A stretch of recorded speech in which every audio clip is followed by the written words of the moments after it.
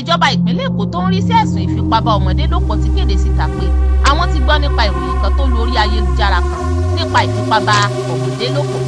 Ìjọba Èkó bẹ̀rẹ̀ ìwádìí nípa ọkọ DJ Kulet tí ìyàwó rẹ̀ fẹ̀sùn kàn pé ó ń bá àwọn ọmọdé lájọṣepọ̀. Kudrat Gbémisọ́lá, ẹni tí ọ̀pọ̀ èèyàn mọ̀ sí DJ Kulet, ní òun kò sí nínú ìgbéyàwó òun mọ́ pẹ̀lú Hoyis Emmanuel, ẹni tí wọ́n jọ ṣe ìgbéyàwó alárinrin ní nǹkan bí oṣù 7 sẹ́yìn. Ṣáájú ní ọ̀dọ́mọbìnrin ọ̀hún tó jẹ́ amúlùdùn kéde pé òun ti fòpin sí ìgbéyàwó rẹ̀ nípa fífẹ̀sùn kan ọkọ rẹ̀ pé ó fipá bá ọmọ ọdún 13 kan lò pọ̀ ní ilé tí wọ́n jọ ń gbé pọ̀. Nínú ọ̀rọ̀ tó gbé sórí ìtàkùn ayélujára, ó ní lẹ́yìn tí òun rí ọ̀pọ̀ ẹ̀rí bíi fọ́nrán fídíò, àwòrán tó sì tún kùnà láti yí ìwà rẹ̀ padà. Arábìnrin amúlùdùn náà ní òun ti kọ́kọ́ dáríjì ọkọ òun, ṣùgbọ́n lẹ́yìn ọ̀pọ̀ ìwádìí lòun rí i pé ó tún bá èèyàn mọ̀lẹ́bí rẹ̀ tó jẹ́ ẹni 20 ọdún àti ọ̀rẹ́ rẹ̀ lò pọ̀ tó sì fún wọn ní àrùn ìbálòpọ̀. Gẹ́gẹ́ bí ìròyìn tó tẹ̀ wá lọ́wọ́ sí wí, ó ní èyí tó ṣe gbẹ̀yìn náà jẹ́ ohun ìyàlẹ́nu pé ó ń bá ọmọ inú rẹ̀ ọmọ ọdún 13 lò pọ̀ lábẹ́ òrùlé àwọn fún oṣù 6. Ó ní òun rí i pé ó fẹ́ràn láti máa bá ọmọdé lò pọ̀.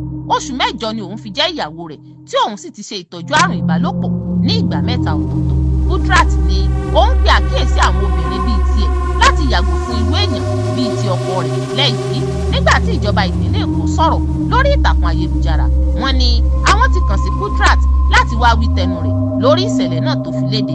Èyí wáyé lẹ́yìn tí wọ́n rí fọ́nrán fídíò kan tó lórí ìtàkùn ayélujára káàkiri níbi tí ọkùnrin náà ti jẹ́wọ́ pé lóòótọ́ lòun bá ọmọdé lò pọ̀.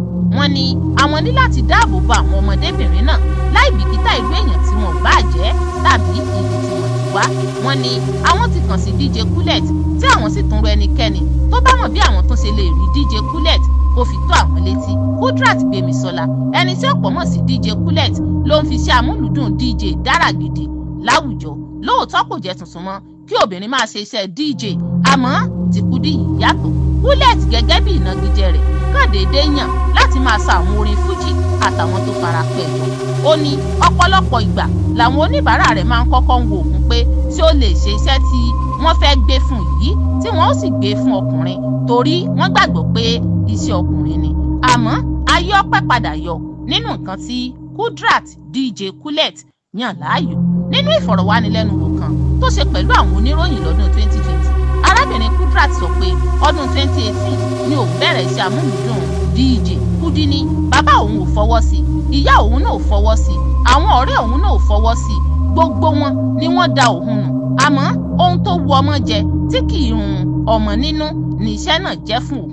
Ẹ̀ka ìjọba ìpínlẹ̀ Èkó tó ń rí sí ẹ̀sùn ìfipábá ọmọdé lòpọ̀ ti kéde síta pé àwọn ti gbọ́ nípa ìròyìn kan tó lórí ayélujára kan nípa ìfipábá ọmọdé lòpọ̀. Ìjọba Èkó bẹ̀rẹ̀ ìwádìí nípa ọkọ DJ Kulet tí ìyàwó rẹ̀ fẹ̀sùn kàn pé ó ń bá àwọn ọmọdé lájọṣepọ̀.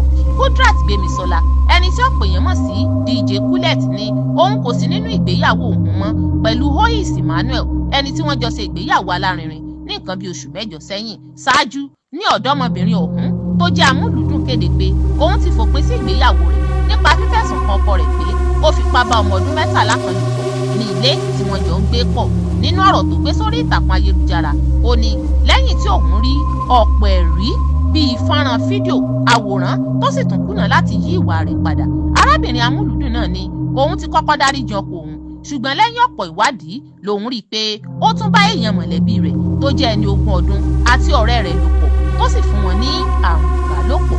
Gẹ́gẹ́ bí ìròyìn tó tẹ̀ wá lọ́wọ́ sí wí, ó ní èyí tó ṣe gbẹ̀yìn náà jẹ́ ohun ìyàlẹ́nu pé ó ń bá ọmọ inú rẹ̀ ọmọ ọdún 13 lò pọ̀ lábẹ́ òrùlé àwọn fún oṣù 6. Ó ní òun rí i pé ó fẹ́ràn láti máa bá ọmọdé lò pọ̀.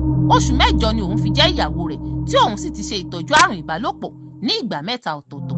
Kudrat ní òun pe àkíyèsí àwọn obìnrin bíi tiẹ̀ láti yàgò fún irú èèyàn bíi ti ọkọ rẹ̀ lẹ́yìn. Nígbà tí ìjọba ìpínlẹ̀ Èkó sọ̀rọ̀ lórí ìtàkùn ayélujára, wọ́n ní àwọn ti kàn sí Kudrat láti wá wí tẹnu rẹ̀ lórí ìṣẹ̀lẹ̀ náà tó fi léde.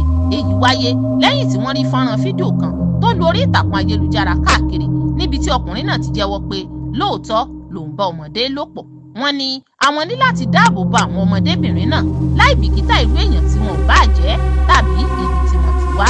Wọ́n ní àwọn ti kàn sí DJ Kulet tí àwọn sì tún rọ ẹnikẹ́ni tó bá mọ̀ bí àwọn tó ṣe lè rí DJ Kulet kó fi tó àwọn létí. Kudrat Gbémisọ́lá, ẹni tí ọ̀pọ̀ mọ̀ sí DJ Kulet, ló ń fi ṣe amúlùdùn DJ dára gidi láwùjọ. Lóòótọ́ kò jẹ́ tuntun mọ́ kí obìnrin máa ṣe iṣẹ́ DJ, àmọ́ ti Kudi yìí yàtọ̀. Kulet gẹ́gẹ́ bí ìnagijẹ rẹ̀ kàn déédéé yàn láti máa sa àwọn orin fújì àtàwọn tó fara pẹ́ jọ. Ó ní ọ̀pọ̀lọpọ̀ ìgbà làwọn oníbàárà rẹ̀ máa ń kọ́kọ́ ń wo òun pé tí ó lè ṣe iṣẹ́ tí wọ́n fẹ́ gbé fún yìí tí wọ́n ó sì gbé fún ọkùnrin torí wọ́n gbàgbọ́ pé iṣẹ́ ọkùnrin ni. Àmọ́ ayé ọpẹ́ padà yọ nínú nǹkan tí Kudirat DJ Kulet yàn láàyò. Nínú ìfọ̀rọ̀wánilẹ́nuwò kan tó ṣe pẹ̀lú àwọn oníròyìn lọ́dún 2020, arábìnrin Kudirat sọ pé ọdún 2018 ni òun bẹ̀rẹ̀ iṣẹ́ amúlùdùn DJ. Kudi ní bàbá òun ò fọwọ́ sí, ìyá òun náà ò fọwọ́ sí, àwọn ọ̀rẹ́ òun náà ò fọwọ́ sí, gbogbo wọn ni wọ́n da òun nù. Àmọ́ ohun tó wu ọmọ jẹ tí kì í run ọmọ nínú ni iṣẹ́ náà jẹ́ fún òun. Ẹ̀ka ìjọba ìpínlẹ̀ Èkó tó ń rí sí ẹ̀sùn ìfipábá ọmọdé lòpọ̀ ti kéde síta pé àwọn ti gbọ́ nípa ìròyìn kan tó lórí ayélujára kan nípa ìfipábá ọmọdé lòpọ̀. Ìjọba Èkó bẹ̀rẹ̀ ìwádìí nípa ọkọ DJ Kulet tí ìyàwó rẹ̀ fẹ̀sùn kàn pé ó ń bá àwọn ọmọdé lájọṣepọ̀. Kudirat Gbémisọ́lá, ẹni tí ọ̀pọ̀ èèyàn mọ̀ sí DJ Kulet, ní òun kò sí nínú ìgbéyàwó òun mọ́ pẹ̀lú Hoyes Emmanuel, ẹni tí wọ́n jọ ṣe ìgbéyàwó alárinrin ní nǹkan bí oṣù 8 sẹ́yìn. Ṣáájú ní ọ̀dọ́mọbìnrin ọ̀hún tó jẹ́ amúlùúdùn kéde pé òun ti fòpin sí ìgbéyàwó rẹ̀ nípa fífẹ̀sùn kan ọkọ rẹ̀ pé ó fipá bá ọmọ ọdún 13 kan lò pọ̀ ní ilé tí wọ́n jọ ń gbé pọ̀. Nínú ọ̀rọ̀ tó gbé sórí ìtàkùn ayélujára, ó ní lẹ́yìn tí òun rí ọ̀pọ̀ ẹ̀rí bíi fọ́nrán fídíò, àwòrán tó sì tún kùnà láti yí ìwà rẹ̀ padà. Arábìnrin amúlùúdùn náà ní òun ti kọ́kọ́ dáríjì ọkọ òun, ṣùgbọ́n lẹ́yìn ọ̀pọ̀ ìwádìí lòun rí i pé ó tún bá èèyàn mọ̀lẹ́bí rẹ̀ tó jẹ́ ẹni 20 ọdún àti ọ̀rẹ́ rẹ̀ lò pọ̀ tó sì fún wọn ní àrùn ìbálòpọ̀. Gẹ́gẹ́ bí ìròyìn tó tẹ̀ wá lọ́wọ́ ṣe wí, ó ní èyí tó ṣe gbẹ̀yìn náà jẹ́ ohun ìyàlẹ́nu pé ó ń bá ọmọ inú rẹ̀ ọmọ ọdún 13 lò pọ̀ lábẹ́ òrùlé àwọn fún oṣù 6. Ó ní òun rí i pé ó fẹ́ràn láti máa bá ọmọdé lò pọ̀. Oṣù 8 ni òun fi jẹ́ ìyàwó rẹ̀ tí òun sì ti ṣe ìtọ́jú àrùn ìbálòpọ̀ ní ìgbà 3 ọ̀tọ̀ọ̀tọ̀. Kudirat ní òun pe àkíyèsí àwọn obìnrin bíi tiẹ̀ láti yàgò fún irú èèyàn bíi ti ọkọ rẹ̀ tẹ́lẹ̀ yìí. Nígbà tí ìjọba ìpínlẹ̀ Èkó sọ̀rọ̀ lórí ìtàkùn ayélujára, wọ́n ní àwọn ti kàn sí Kudirat láti wá wí tẹnu rẹ̀ lórí ìṣẹ̀lẹ̀ náà tó fi léde. Èyí wáyé lẹ́yìn tí wọ́n rí fọ́nrán fídíò kan tó lórí ìtàkùn ayélujára káàkiri níbi tí ọkùnrin náà ti jẹ́wọ́ pé lóòótọ́ lòun bá ọmọdé lò pọ̀. Wọ́n ní àwọn ní láti dáàbò bo àwọn ọmọdébìnrin náà láì bìkítà irú èèyàn tí wọn ò bá jẹ́ tàbí ibi tí wọ́n ti wá. Wọ́n ní àwọn ti kàn sí DJ Kulet tí àwọn sì tún rọ ẹnikẹ́ni tó bá mọ̀ bí àwọn tó ṣe lè rí DJ Kulet kó fi tó àwọn létí. Kudirat Gbémisọ́lá, ẹni tí ọ̀pọ̀ mọ̀ sí DJ Kulet, ló ń fi ṣe amúlùúdùn DJ dára gidi láwùjọ.